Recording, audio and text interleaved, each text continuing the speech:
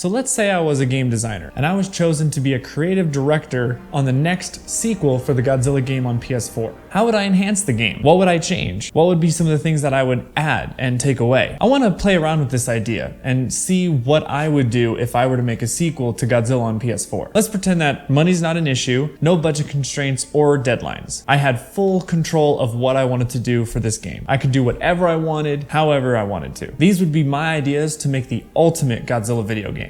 First, before we get to the ideas and how I would make a sequel, let's give a bit of some background on the first game. After all, we need to know the original game to build off of it. The original game was developed by Natsumi Atari and was published by Bandai Namco. The game was first originally released on the PlayStation 3 in 2014 for Japan. It was later released for America and Europe in 2015. The game was then later ported to the PS4 shortly after, renamed Godzilla vs. The game was what I like to call a Godzilla simulator. There is an intriguing story here, but it's not well developed through the gameplay. Characters and events are not exciting as the gameplay is more of the attraction here. In terms of game modes, the game has a total of 4 modes. The first one is God of Destruction. This is the main campaign where you can play the story mode with a variety of monsters. You can also play the campaign from the human perspective by defending the cities as the mechas of the Godzilla roster like Super Mechagodzilla and Jet Jaguar. The next mode is King of Kaiju. This mode is basically an arcade ladder where you strictly just fight other kaiju. There are 6 fights in total. The other mode is Versus. This is the multiplayer suite. And then lastly we have Diorama mode. This is a mode where you can play around with the models and set them up in a variety of poses and environments. The game went for a tank control feel. The controls were not too bad, but definitely can be improved. The monster selection was not too bad, consisting of a total of 14 kaiju, 22 if you count the different versions of Godzilla and Mechagodzilla. So now that we have the original game sorted out, we can now build from it and make an even better experience. Obviously, since this is on new-gen hardware, the graphics would be amazing, and I think I would choose the game to be on the Unreal Engine 5. I would also take a cue from the devs and how they use some of the SH Monster Arts figures to model the characters in the game, but I would take this a step further and use X Plus figures to design the character models. My first idea would be to release globally across all platforms. No exclusivity here. PS5, Xbox Series X, PC, and Switch. And honestly, since a lot of people can't get those new consoles, I'll probably put it on PS4 and Xbox One as well. Idea number 2. Make a more involved campaign story that plays like a Godzilla movie with a real story, characters, and events. I think what would be great is if we included more cutscenes of the characters doing things, and if there were more different complex cutscenes of the monsters doing things. I think with more development of the story, it can be a really intriguing campaign.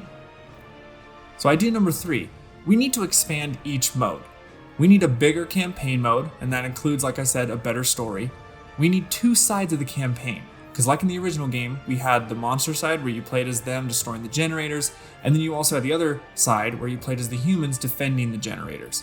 This can give a cool dynamic of the campaign where there's 2 sides to it. So we'll call one side the Destroyers campaign, where you play as the kaiju, and then you'll have the Defenders campaign, where you play as the mechas.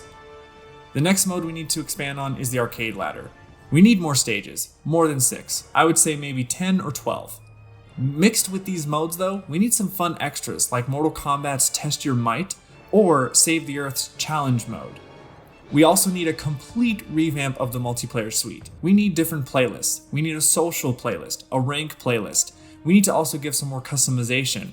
We need a 1v1, 2v2, 4v4, and even a chaos mode I think would be awesome. If it was like an 8v8 with unlocked abilities for all players, so it was just complete madness.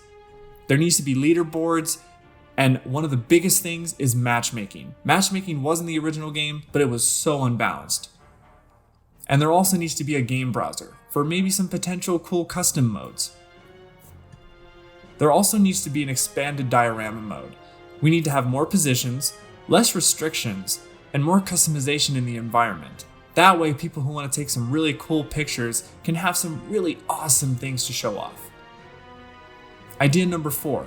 We need a full revamped control scheme, something that's a little bit more modern, similar to how Godzilla Save the Earth control was, how you moved Godzilla around in a third-person camera.